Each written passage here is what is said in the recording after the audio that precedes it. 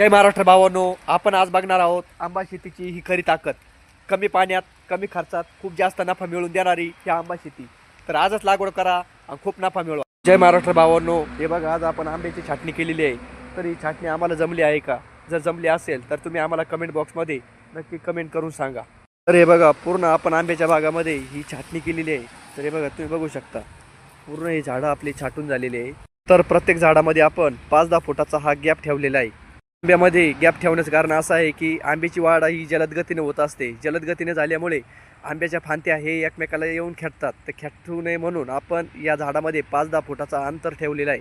तर तुम्ही बघू शकता पावसाचे पाणी हे जागेवर जिरण्यासाठी आपण ही अशी आळी तयार करून घेतलेली आहे. तर आता आंब्याला आहे खताची गरज, तर आपण या आंब्याला खत देखील टाकणार आहे.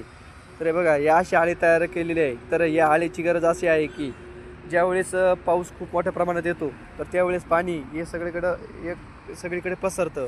तर ते पसरू नये म्हणून आपण एक ठिकाणी हे पाणी साचून राहण्यासाठी हे आपण आळे तयार करून घेतलेले आहे.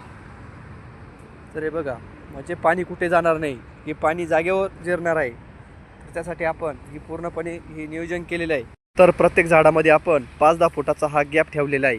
पाला पूर्णपणे आपल्याला आता गोळा करून घ्यायचा आहे. तर हे बघा प्रत्येक झाडाची आपण ही छाटणी केलेली आहे. तुम्ही बघू शकता अशा प्रकारे आपण ही छाटणी केलेली आहे. हा बघा पूर्णपणे आपण हा पाला आता गोळा करून घेणार आहे. आता गोळा करून आपण इकडे या कचऱ्यामध्ये आपण टाकणार आहे आणि तो जाळून टाकणार आहे. कारण या आंब्याच्या फांद्या इतरस्त जास्त पडल्यामुळे त्याचा आपल्याला काहीच उपयोग होत नाही. तर आपण हा पूर्णपणे पाला त्या कचऱ्यावरती टाकणार आहे. जय महाराष्ट्र भावांनो, आपण आज बघणार आहोत आंबा शेतीची ही खरी ताकद. कमी पाण्यात कमी खर्चात खूप जास्त नफा मिळवून देणारी ही आंबा शेती. तर आजच लागवड करा आणि खूप नफा मिळवा.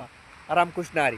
तर आम्ही केलेली आंब्याची छाटणी ही खरंच सक्सेस होईल का? तर तुम्ही आम्हाला कमेंट बॉक्समध्ये नक्की कमेंट करून सांगा.